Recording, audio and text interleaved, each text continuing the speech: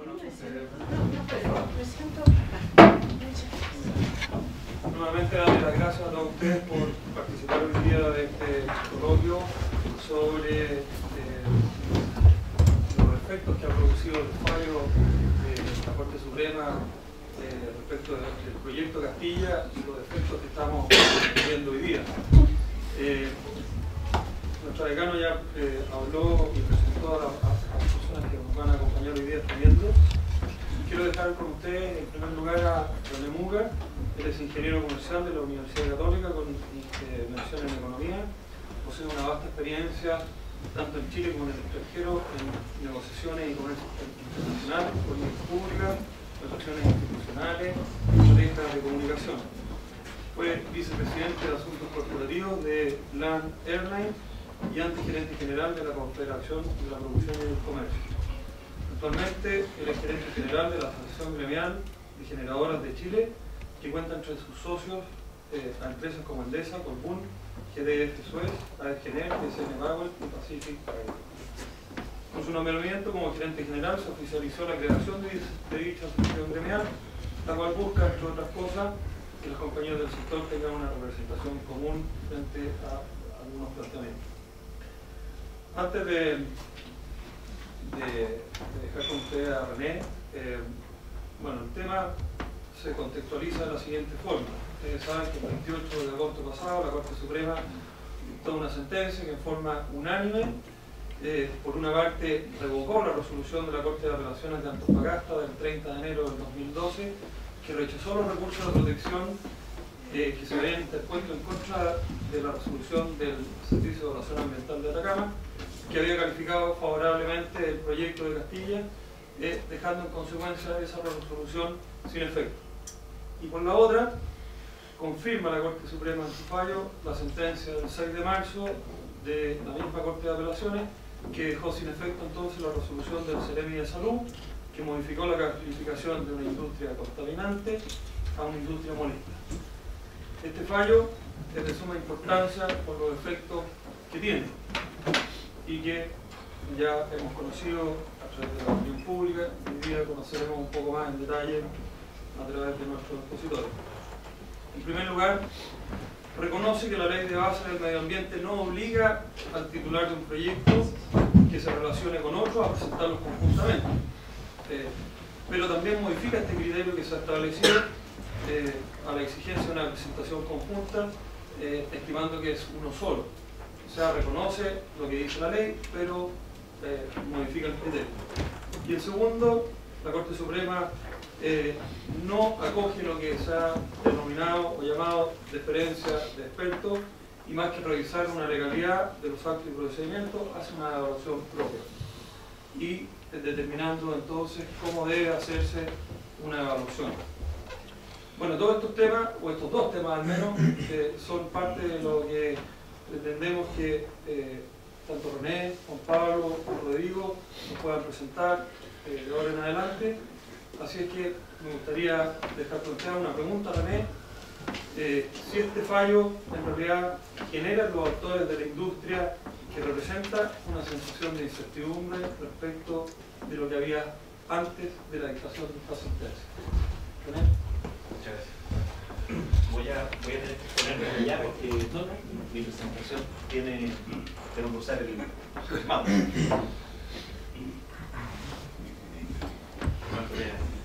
No, pero te voy a mostrar un poco más.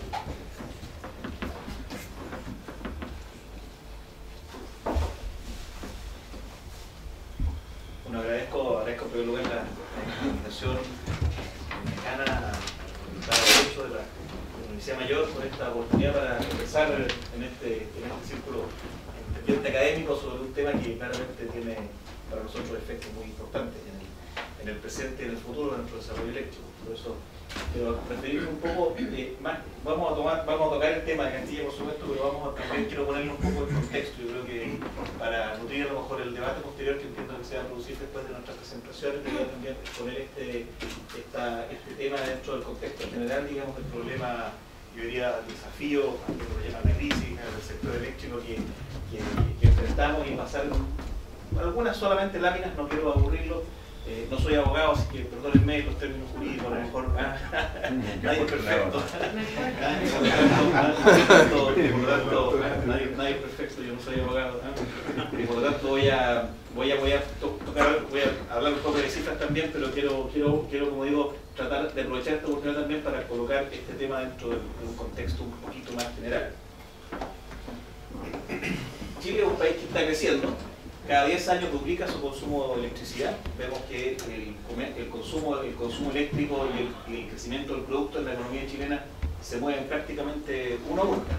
Un punto que crece el producto, un punto que crece el consumo eléctrico. Y eso hace entonces que a la medida que la economía crezca, el consumo eléctrico se va aumentando en una cantidad similar, y cada 10 años, básicamente, conforme crece el producto, también crece el consumo eléctrico en esta economía. Per cápita, Chile, y ven el cuadro ahí a su izquierda, per cápita el consumo eléctrico en Chile es un tercio de lo que es el consumo promedio de la OECD. Vemos países ahí como Nueva Zelanda, como Estados Unidos, como Canadá, que tienen incluso, en el caso de Canadá, 5 veces más por el consumo eléctrico per cápita de lo que tiene Chile. Por lo tanto, a la medida que vayamos creciendo, ese consumo per cápita va a tener que ir aumentando, y tenemos un techo todavía bastante grande, bastante alto por alcanzar.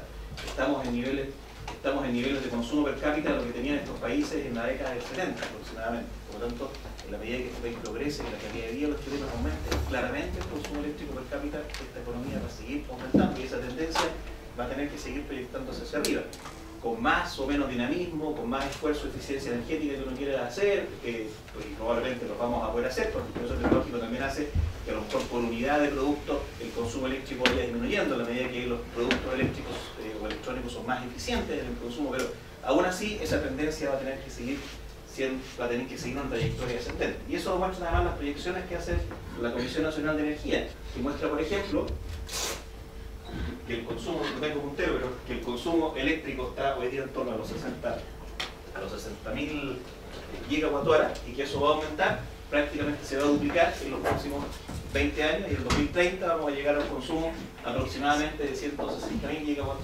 hora, lo que significa 2,8 veces lo que consumíamos en 2011. Ahí hay una diferencia, hay un color distinto, no se nota muy bien en esta proyección, pero un color distinto es lo que es el consumo del cine y el consumo del cine. Ambos crecen a una velocidad bastante parecida. Otro dato que les puedo dar, de acuerdo a nuestras proyecciones, que también comparte el Ministerio de Minería, el consumo del sector minero se va a duplicar en la próxima década. La minería consume un 30% de la energía en este país. Ese consumo va a mantenerse en torno al 30-32% del consumo total de la economía, y solamente eso va a hacer que ese consumo aumente prácticamente al doble del año 2020. Por lo tanto, la economía que crece, el consumo per cápita que crece, eso hace en los países que están creciendo y mejorando la calidad de sus habitantes, obliga a generar energía. Esa energía se puede generar básicamente de acuerdo a la conformación que tiene nuestra matriz de tres maneras: hidroelectricidad, un componente térmico eficiente de carbón y gas natural que sea complemento de los ciclos hidrológicos, y por supuesto energía renovable no convencional, que ha entrado de manera importante en nuestra matriz, y que va a seguir probablemente aumentando su penetración en la medida que sean tecnologías que vayan ganando grado de competitividad, como hoy día ya es algo que estamos viendo. Tenemos 8.000 megawatts entre proyectos aprobados y proyectos en tramitación de ERNC en este país. Incluso hay discusión de mecanismos que fomentarían una aceleración en esa incorporación de energía renovable no convencional al sistema, sobre lo cual podemos discutir, divididas al respecto. Eso se basa también en un sistema de transmisión robusto, que claramente también está hoy día en una situación compleja en nuestro país. No voy a entrar en detalle de esto, cada uno tiene su complejidad, pero básicamente ese es el cuadro, ese es el mix que nosotros deberíamos pensar que se va a producir en el futuro. Sin embargo, estamos en problemas. De una cartera potencial de proyectos identificados en hidro de 6.000 megawatts, hoy día en construcción hay solamente 370 megawatts. O sea, hoy día estamos construyendo solo el 6,3% de ese potencial que necesitamos incorporar en la red. De los proyectos de RNC en carpeta, 8.750 megas, como digo, casi 50% entre proyectos ya aprobados y proyectos en trámite todavía de aprobación ambiental, hay 564 megas en construcción, el 6,4% de esa cartera. el proyecto en carbón, no hay ninguno, hoy día es construcción. Y en necesidad de transmisión para largo plazo, nosotros hemos identificado aproximadamente unos 10.000 millones de dólares necesarios para robustecer la capacidad de transmisión de energía eléctrica en este país. Hoy día en construcción es solamente 900, de hecho no están en construcción, están empezando, terminando el proceso de licitación en algunos casos y comenzando la construcción en algunos otros pequeños casos. Por lo tanto, solamente el 9% de todo lo que se necesita en transmisión está hoy día siendo construido. Por lo tanto, hay claramente hoy día un efecto de un clima de inversiones adverso en el sector energético que está haciendo que haya un atraso importante en proyectos tanto de generación como de transmisión, y eso está haciendo entonces que la velocidad con la que esto debería crecer para satisfacer esa demanda que veíamos que está creciendo dado el nivel de desarrollo que está teniendo el país y la velocidad y el ritmo de crecimiento que está teniendo nuestra economía, está haciendo que enfrentemos una situación en donde desafortunadamente la oferta no está pudiendo llegar a la velocidad adecuada y a la oportunidad necesaria para abastecer esa demanda. Los desafíos para la generación energética nosotros los identificamos básicamente en este cuadro en 5. La energía tiene que ser segura, la energía eléctrica tiene que ser suficiente y oportuna, tiene que ser eficiente y competitiva, tiene que ser aceptada socialmente, claramente hoy día eso es una variable necesaria, fundamental, y también tiene que ser sustentable ambientalmente. Y tenemos que buscar, pusimos este famoso cubo de Rubik, ¿no es cierto? Tenemos que encontrar la ecuación que permita equilibrar estas condiciones que hoy día nos pone el desarrollo tecnológico y la sociedad. Y esto se da dentro de un contexto regulatorio que está en evolución. Esto no es estático, las regulaciones están cambiando, esta ecuación que tenemos que lograr se hace en un ambiente en donde están cambiando, ¿no es cierto?, las condiciones de orden que nos rodean. Y eso se hace también dentro de un contexto político y social que también está evolucionando.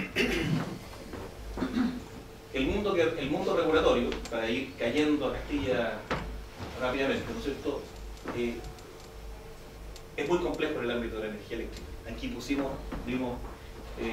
quisimos graficarlo en un mundo que está explotando. No significa que la crisis sea tan severa, pero claramente todos estos factores afectan el clima de inversiones en el sector eléctrico, y de alguna forma también uno puede pensar que su efecto está de alguna forma evidenciándose hoy día en ese atraso, en esa dificultad que están teniendo los proyectos para llevarse adelante.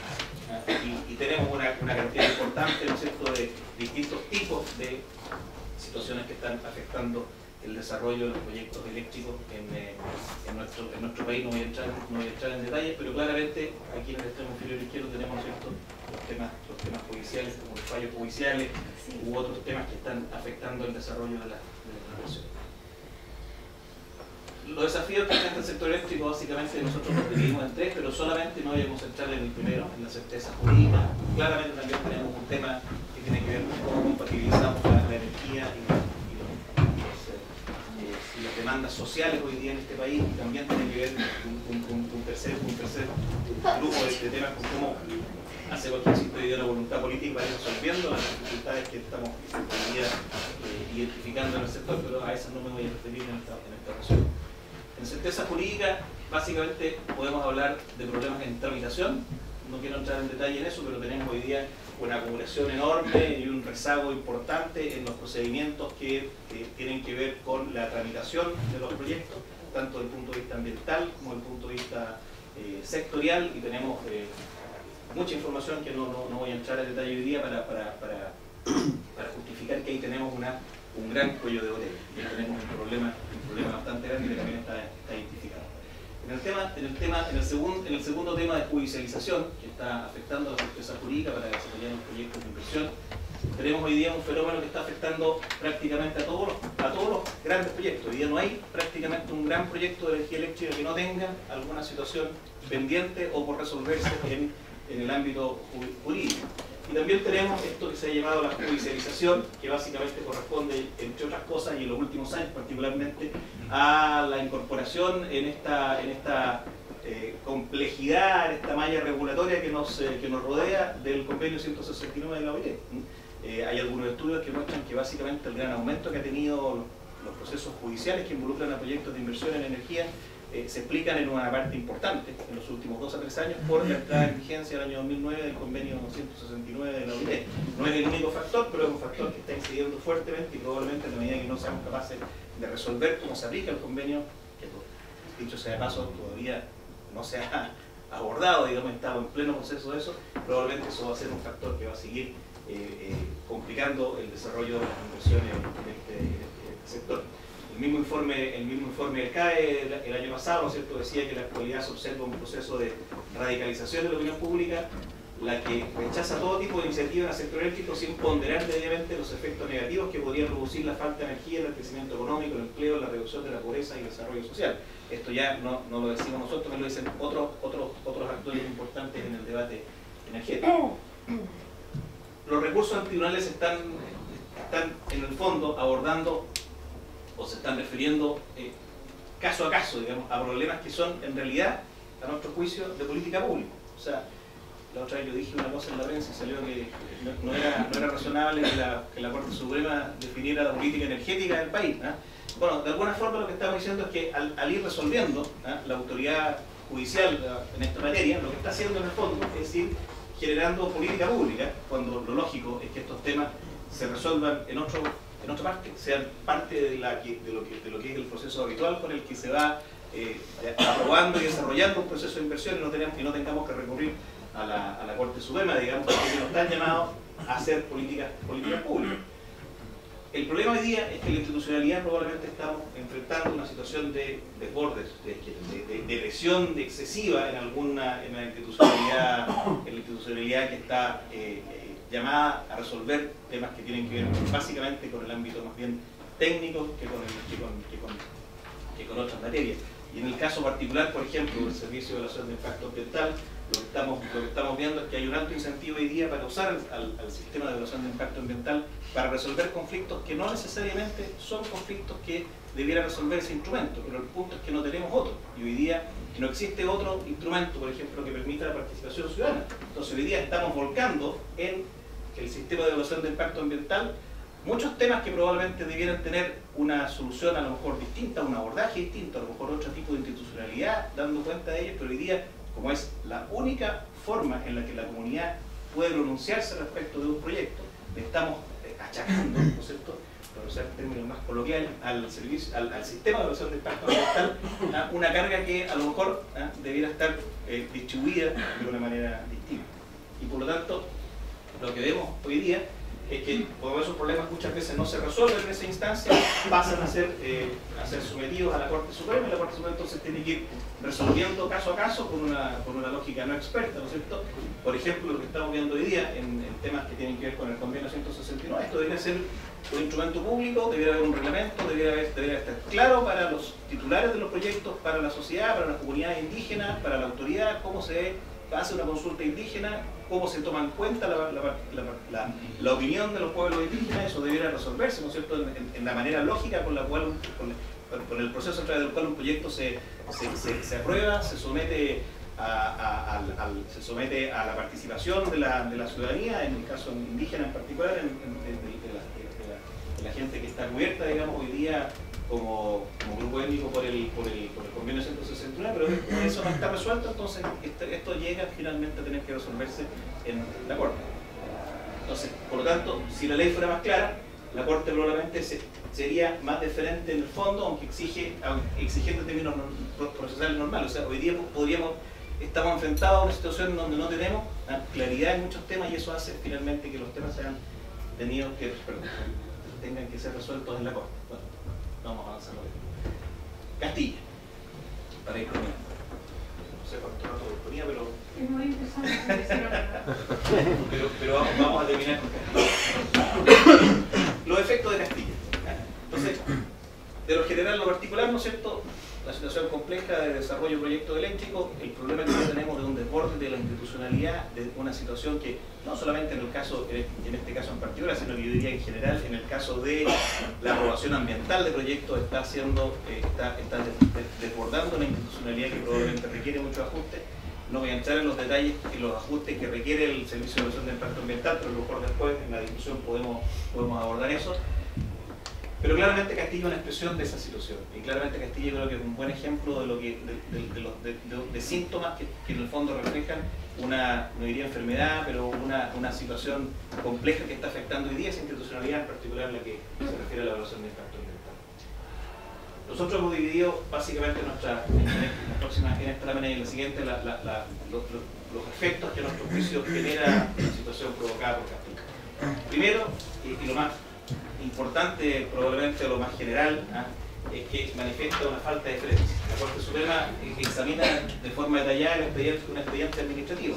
Esto no es algo habitual, no debiera ser la forma normal en la que la Corte debiera actuar. Debiera haber aquí un respeto, tú mismo como decías al comienzo, debiera haber un respeto que era normalmente que existía, digamos, entre aquello que es técnicamente resuelto por una institucionalidad que debiera, por supuesto, que debiera pronunciarse técnicamente respecto a una materia, y la Corte Suprema, acogiendo un recurso, en este caso de resolución, debiera fijarse básicamente no en el fondo y en el expediente administrativo, como es el caso que ocurrió acá en Castilla.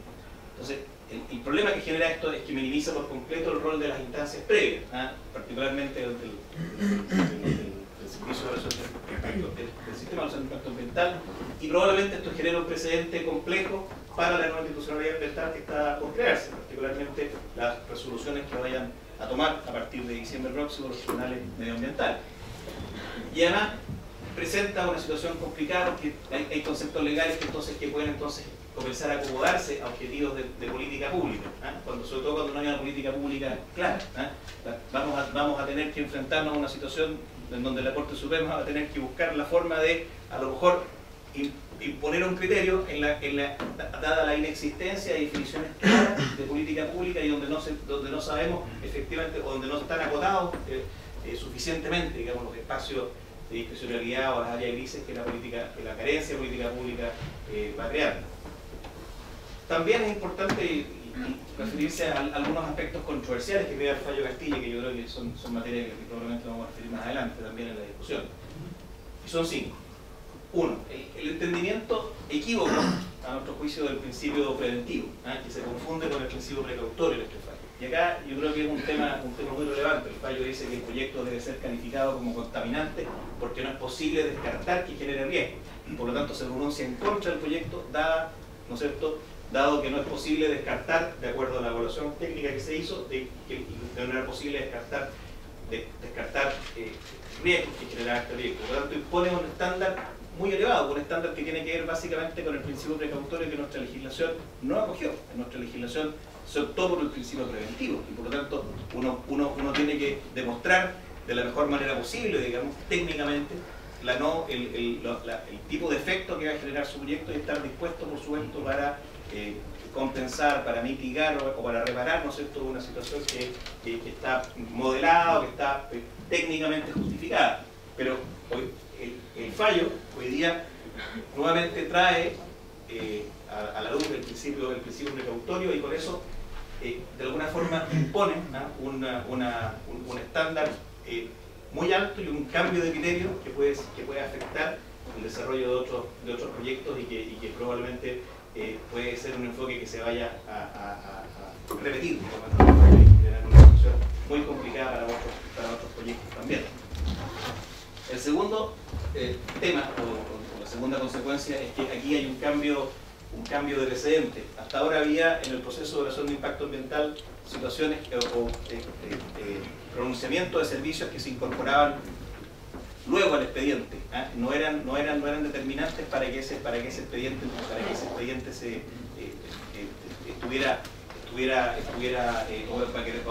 servicios se pudieran pronunciar y había permisos o aprobaciones futuras, que eso hoy día el pronunciamiento de la Corte establece que ya no se puede seguir repitiendo.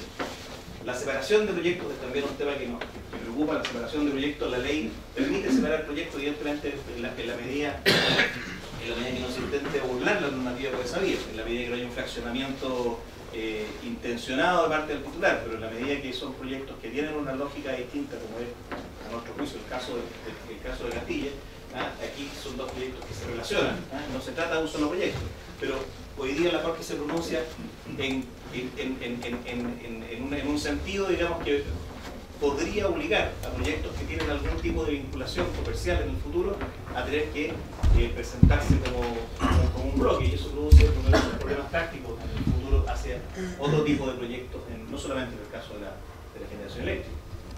La calificación de contaminante y molesta también es un tema que aumenta a nuestro juicio la discrecionalidad y hace necesario definir mejor el tipo y alcance de la información que solicitarán los servicios de la evaluación ambiental. Hoy día es poco claro, desafortunadamente todavía, qué tipo y cómo hay que presentar la información a los servicios en el proceso de evaluación de impacto ambiental para que esto sea una metodología que sea aceptada y que sea sólida y que sea entendida por el servicio que va a hacer la calificación de la misma forma. Hoy día vemos que hay muchos ámbitos en donde eso está todavía en un ámbito de alta discrecionalidad, en donde no hay una norma clara y donde el servicio, consciente de esto, ha comenzado, el servicio de evaluación ambiental ha comenzado a desarrollar guías que permitan, al menos para el titular del proyecto, tener claro cómo se va a requerir la información, cómo se va a procesar, cuáles van a ser los fundamentos técnicos a través de los cuales la autoridad se va a pronunciar respecto de este proceso de evaluación de impacto ambiental. Y por último, otro tema que llama la atención del fallo de Castilla es el tema de la conciliación. Claramente el proyecto es declarado ilegal y por lo tanto no se entiende claramente por qué se llama conciliación cuando la Corte ya se haya formado la convicción y se pronuncia respecto a la legalidad del proyecto. Entendemos entonces que si la conciliación hubiera sido exitosa, el proyecto no hubiera sido considerado ilegal, o que la Corte habría resuelto de una manera distinta si hubiera sido posible llegar a una conciliación. Nos parece que ese también es un tema que abre una serie de interrogantes que probablemente vamos a tener que ver más adelante cómo se resuelve.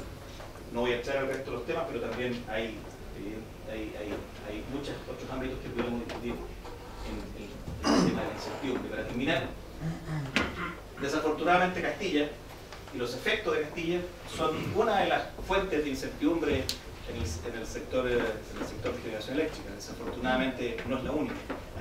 Y si fuera la única ya sería complejo de por sí, pero lamentablemente no es la única. Y aquí tenemos otros temas como la quiebra del caso Campanario y sus consecuencias, que evidentemente en cualquier momento se puede repetir.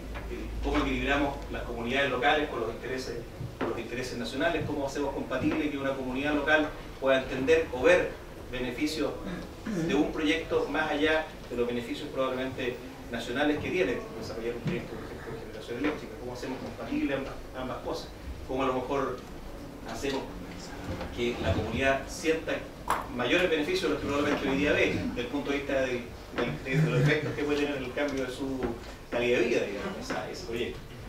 ¿Cuál va a ser la política, por ejemplo, en renovables no convencionales? Llevamos varios años discutiendo que se va a aumentar la cuota, que no se va a aumentar la cuota, ¿no es cierto? Eso también genera incertidumbre en el sector eléctrico, etc. Mensaje final: después del 2014, en este país no entra en el sistema ningún proyecto relevante de generación. De ahí la importancia de Castilla, de ahí la importancia de otros proyectos que estaban en el país. De hecho, hoy día no ha comenzado la construcción de ningún proyecto relevante. Por lo tanto, ¿cómo vamos a abastecer ese aumento en el consumo proyectado por la Comisión Nacional de Energía? ¿Cómo vamos a ser capaces de llegar con una oferta de generación eficiente, oportuna, competitiva y sustentable? Ese es un gran desafío que no solamente es del sector de generación eléctrica, creo que es un desafío hoy día para todo Chile. Gracias.